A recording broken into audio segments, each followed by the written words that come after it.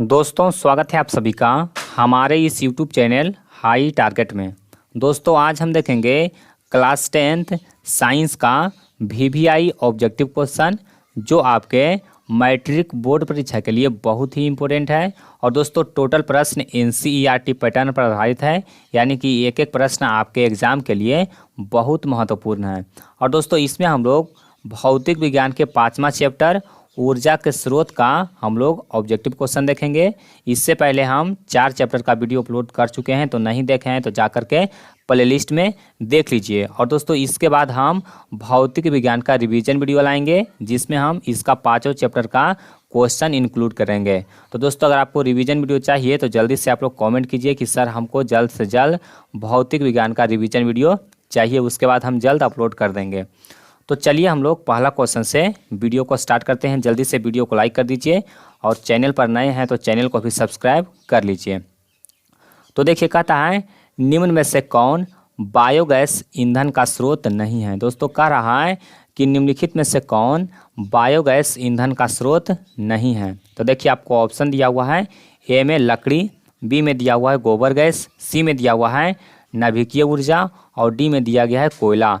तो इसमें कौन बायोगैस ईंधन का स्रोत नहीं है, तो हमारा उत्तर क्या हो जाएगा, नाभिकीय ऊर्जा हो जाएगा। दोस्तों नाभिकीय ऊर्जा है वो बायोगैस ईंधन का स्रोत नहीं है, तो हमारा आंसर क्या हो जाएगा, ऑप्शन सी हो जाएगा। चलिए उसके बाद देखिए दूसरा प्रश्न। देखिए दूसरा प्रश्न भी मोस्ट इंपोर्टेंट है।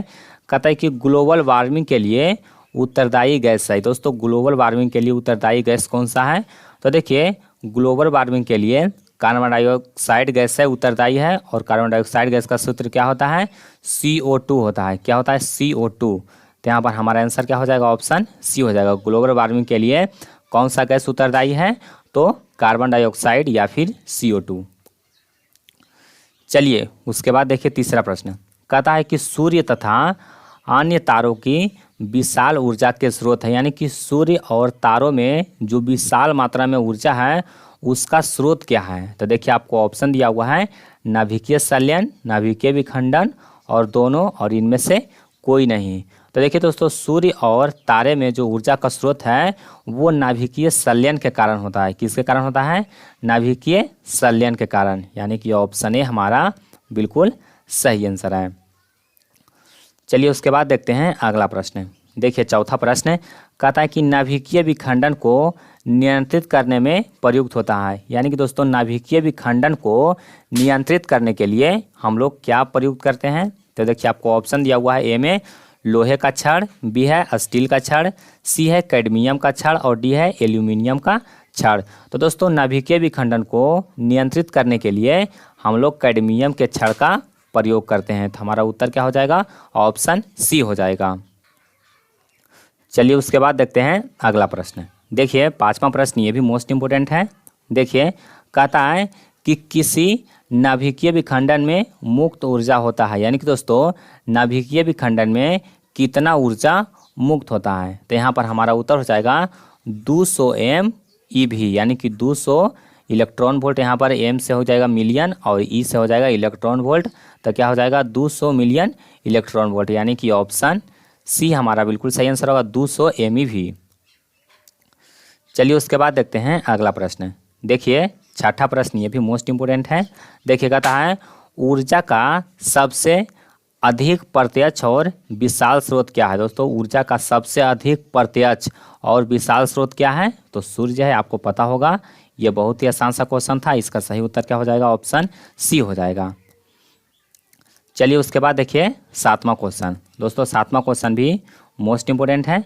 देखिए कहता है बॉक्सनुमा सौर कुकर में 3 से 4 घंटे के अंदर का ताप हो जाता है, यानी कि जो सौर कुकर होता है बॉक्सनुमा जिससे हम लोग धूप में रखकर खाना बनाने के लिए उपयोग करते हैं, तो उस सौर कुकर में अगर हम लोग सूर्य के प्रकाश में 3 से 4 घंटा रख देंगे तो जो सौर कुकर होगा उसके अंदर का टेम्परेचर है वो कितना हो जाता है। तो दोस्तों यहाँ पर हमारा सही आंसर हो जाएगा 100 डिग्री से 140 डिग्री सेल्सियस के बीच में हो जाता है, यानी कि हमारा सही आंसर क्या होगा, ऑप्शन बी हो जाएगा। चलिए उसके बाद देखिए 8वां प्रश्न, ये भी मोस्ट इंपोर्टेंट प्रश्न है। देखिए कहता है पवनों का देश कहा जाता है। दोस्तों पवनों का देश किसको कहा जाता है, तो हमारा आंसर हो जाएगा डेनमार्क को। दोस्तों पवनों का देश किससे कहा जाता है? डेनमार्क को कहा जाता है, यानी कि हमारा सही आंसर क्या है? ऑप्शन सी है। चलिए उसके बाद देखते हैं अगला प्रश्न।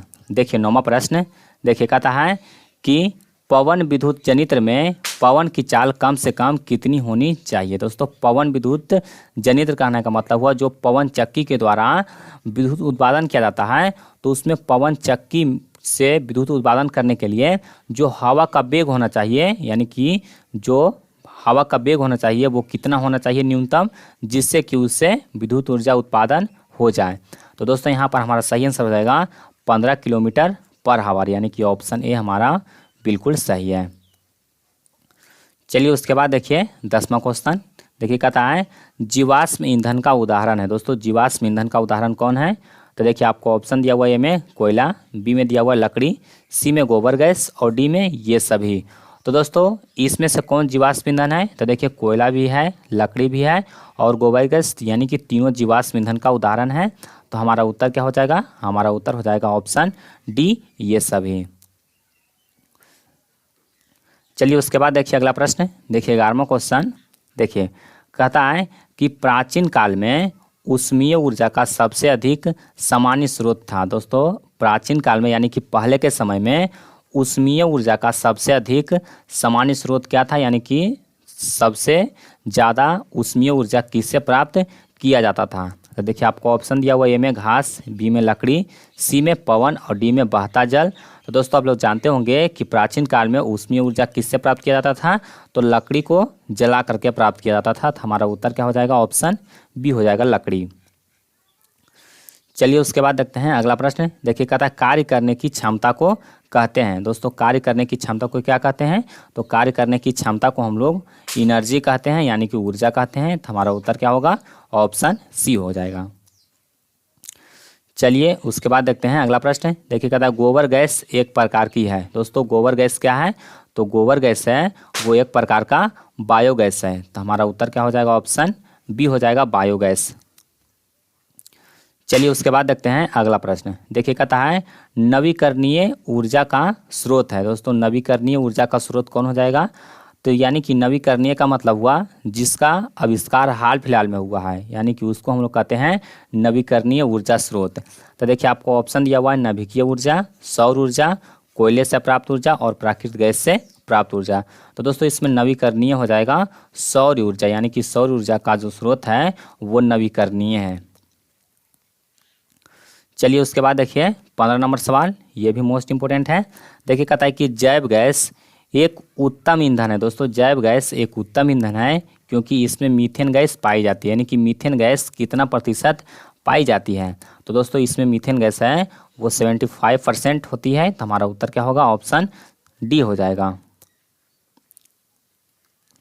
चलिए उसके बाद देखते हैं अगला प्रश्न को, देखिए 16 नंबर सवाल कहता है कि अनवीकरणीय ऊर्जा का स्रोत है। दोस्तों अनवीकरणीय ऊर्जा का स्रोत कौन है? तो देखिए आपको ऑप्शन दिया हुआ है जीवाश्मी ईंधन, बी है सौर ऊर्जा, सी है पवन ऊर्जा और डी है विद्युत ऊर्जा। तो दोस्तों सौर ऊर्जा, पवन ऊर्जा, विद्युत ऊर्जा तीनों नवीकरणीय ऊर्जा स्रोत है, लेकिन यहाँ पर जीवाश्मी ईंधन है वो कैसा स्रोत है? अनवीकरणीय है। यानी कि हमारा उत्तर क्या हो जाएगा? ऑप्शन ए हो जाएगा। चलिए उसके बाद देखते हैं अगला प्रश्न को, देखिए कहता है कि सौर ऊर्जा को विद्युत ऊर्जा में परिवर्तित करती है। दोस्तों सौर ऊर्जा को विद्युत ऊर्जा में परिवर्तित कौन करता है? तो सोलर प्लेट द्वारा किया जाता है और सोलर प्लेट को सौर सेल से बनाया जाता है। दोस्तों छोटे छोटे सौर सेल को मिला करके, यानी कि इस तरह से छोटे छोटे सौर सेल को मिला करके कंबाइन करके एक बड़ा सा सोलर प्लेट बनाया जाता है, यानी कि इसको इस तरह से डिजाइन किया जाता है। इसमें छोटे छोटे सौर सेल लगे हुए रहते हैं।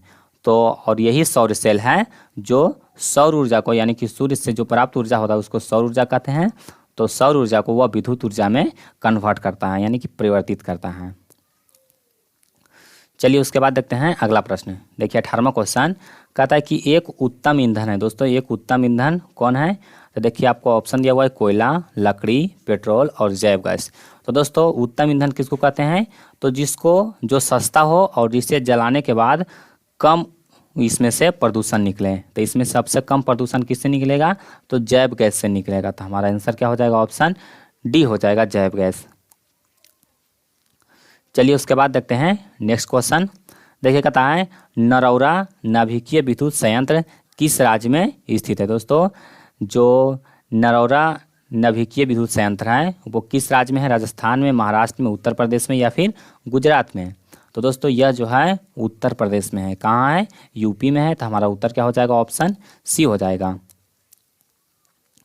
चलिए उसके बाद देखते हैं 20वां क्वेश्चन। कहता है कि जीवाश्मी ईंधन ऊर्जा के हैं। दोस्तों कहता है कि जीवाश्मी ईंधन ऊर्जा के कौन सा स्रोत है, नवीकरणीय है या फिर अनवीकरणीय है या फिर वैकल्पिक है या फिर इनमें से कोई नहीं।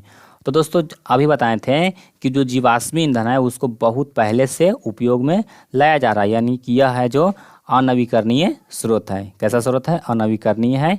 तो हमारा उत्तर क्या हो जाएगा, ऑप्शन बी हो जाएगा।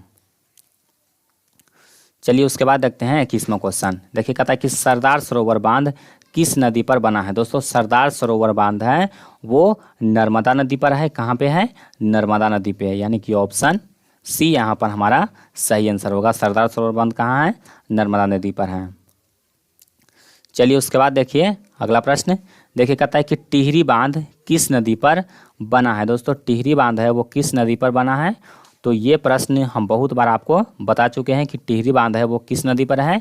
तो जल्दी से आप कमेंट बॉक्स में इसका आंसर दे दीजिए। इसका सही आंसर क्या होगा, यानी कि 22 का सही उत्तर क्या होगा, यानी कि टिहरी बांध है वो किस नदी पर बना हुआ है। तो जल्दी से कमेंट कर दीजिए, क्योंकि दोस्तों कमेंट करना आपके लिए बहुत ज़रूरी है। इससे हमें पता चलता है कि आपका तैयारी है वो कितना हो चुका है और उसी प्रकार से हम प्रश्न को सेट करते हैं। तो जल्दी से आप कमेंट कर दीजिए। चलिए उसके बाद देखते हैं अगला प्रश्न को। देखिए कहता है कि भारत में पवन ऊर्जा द्वारा विद्युत उत्पादन करने वाले देशों में कौन सा स्थान है, यानी कि भारत में पवन ऊर्जा उत्पादन में विश्व में कौन सा स्थान है। इसका कहने का मतलब हुआ यानी कि विश्व में जितने भी पवन ऊर्जा उत्पादन करते हैं देश, उसमें भारत का कौन सा स्थान है। तो दोस्तों भारत का 5वां स्थान है, यानी कि हमारा सही उत्तर क्या होगा, ऑप्शन डी हो जाएगा। चलिए उसके बाद बताते हैं अगला प्रश्न। देखिए कहता है सौर सेल बनाने के लिए किसका उपयोग किया जाता है। दोस्तों सौर सेल यानी कि जिससे सौर ऊर्जा को यानी कि सूर्य ऊर्जा को विद्युत ऊर्जा में चेंज किया जाता है, वही सौर सेल। अभी बात किए थे सौर सेल पर। तो सौर सेल है वो किस चीज़ से बनाया जाता है। दोस्तों सौर सेल सिलिकॉन से बनाया जाता है, और सिलिकॉन क्या है, एक अर्धचालक है, और अर्धचालक से ही सौर सेल बनाया जाता है। तो हमारा आंसर क्या हो जाएगा, ऑप्शन डी हो जाएगा। चलिए उसके बाद देखते हैं 25वां क्वेश्चन को। देखिए 25वां क्वेश्चन कहता है कि बांध के द्वारा स्थापित टरबाइन ज्वारीय ऊर्जा को किस में रूपांतरित करती है। दोस्तों बांध के द्वारा स्थापित यानी कि बांध पर जो टरबाइन लगाया जाता है, यानी कि बांध जिससे पानी को रोक करके और वहाँ पर टरबाइन लगाया जाता है, और ज्वारीय ऊर्जा को किस ऊर्जा में रूपांतरित करता है। तो दोस्तों यह ज्वारीय ऊर्जा को विद्युत ऊर्जा में रूपांतरित करता है। तो हमारा आंसर क्या हो जाएगा, ऑप्शन बी हो जाएगा। चलिए उसके बाद देखिए 26वां क्वेश्चन, और ये बहुत ही इंपॉर्टेंट प्रश्न है, इसलिए आप इसको अच्छी तरह से याद कर लीजिए। ये आपके लिए VVI क्वेश्चन इसको रखिए, ये इस बार एग्जाम में पूछा जा सकता है।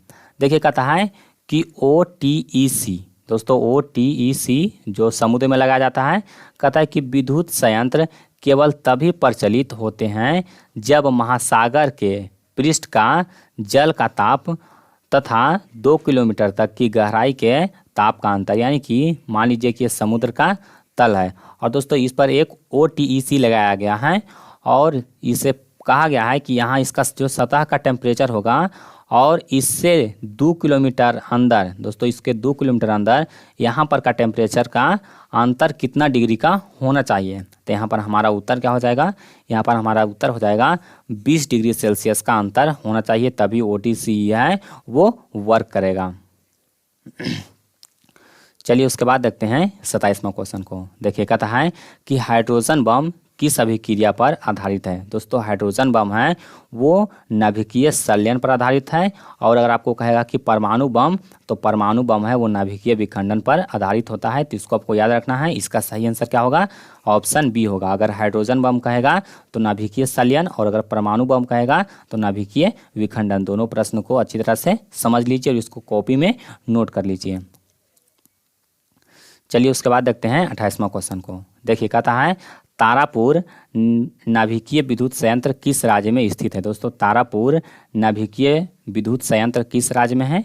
तो तारापुर है वो महाराष्ट्र में है, यानी कि हमारा सही उत्तर क्या होगा? ऑप्शन ए हो जाएगा। चलिए उसके बाद देखते हैं 29वां क्वेश्चन को। देखिए 29वां प्रश्न कहता है कि राणा प्रताप सागर नाभिकीय विद्युत संयंत्र किस राज्य में स्थित है? दोस्तों राणा प्रताप सागर नाभिकीय विद्युत संयंत्र किस राज्य में स्थित है? तो राणा प्रताप है वो राजस्थान में है। हमारा आंसर क्या हो जाएगा? ऑप्शन ए हो जाएगा, सॉरी ऑप्शन डी हो जाएगा, राजस्थान। चलिए उसके बाद देखते हैं 30वां क्वेश्चन को। देखिए कहता है कल्पक्कम नाभिकीय विद्युत संयंत्र किस राज्य में स्थित है? दोस्तों कल्पक्कम कहाँ है? तो कल्पक्कम है वो हो जाएगा तमिलनाडु में, यानी कि ऑप्शन बी यहाँ पर हमारा बिल्कुल सही आंसर। दोस्तों ये सब प्रश्न को अपने कॉपी में नोट करते जाइए, क्योंकि यही प्रश्न है वो आपके एग्जाम में पूछे जा सकते हैं, यानी कि इसी टाइप के प्रश्न आपको पूछे जाएंगे। उसके बाद देखिए 31वां क्वेश्चन कहता है कि काकरापारा नाभिकीय विद्युत संयंत्र किस राज्य में स्थित है? दोस्तों काकरापारा कहाँ स्थित है? तो काकरापारा है वो गुजरात में है, यानी कि ऑप्शन सी हमारा बिल्कुल सही आंसर होगा। कहाँ? गुजरात में। चलिए उसके बाद देखते हैं 32 नंबर सवाल। दोस्तों ये लास्ट प्रश्न है, यानी कि इस वीडियो का ये लास्ट प्रश्न है। देखिए कहता है कि कैगा नाभिकीय विद्युत संयंत्र किस राज्य में स्थित है? दोस्तों कैगा कहाँ है? तो कैगा है जो कर्नाटक में है, यानी कि ऑप्शन बी हमारा बिल्कुल सही आंसर है। तो दोस्तों उम्मीद करता हूँ कि ये वीडियो आपको पसंद आया होगा, और अगर आपको वीडियो पसंद आया तो वीडियो को लाइक कीजिए, और दोस्तों इसको कम से कम अपने 5 दोस्तों में ज़रूर शेयर कीजिए, क्योंकि दोस्तों आप लोग नहीं शेयर कीजिएगा तो कौन शेयर करेगा। तो जल्दी से आप लोग 5 दोस्त को इसको शेयर कर दीजिए, ताकि वो भी इस वीडियो को देख सकें और मैट्रिक बोर्ड एग्जाम में अच्छे मार्क्स ला सकें। तो आज के लिए बस इतना ही, मिलते हैं आपको अगले वीडियो में।